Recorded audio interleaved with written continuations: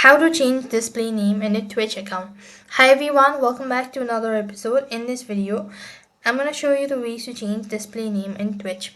So to change your display name, you need to open up your browser and log in into twitchtv.com. When you're logged into your account, that's going to take you to their official page, which is going to look something like this.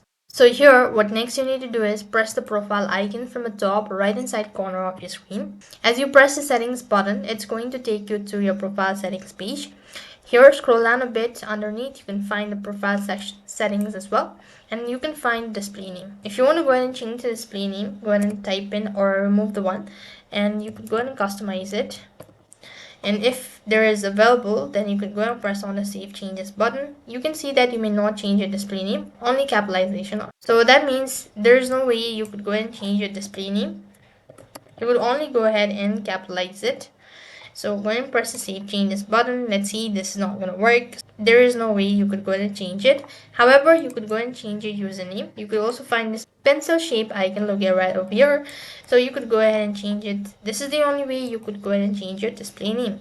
So that's all for this video. I hope the video is helpful. Make sure to like, share, and subscribe to our channel. Thank you for watching. See you in the next video.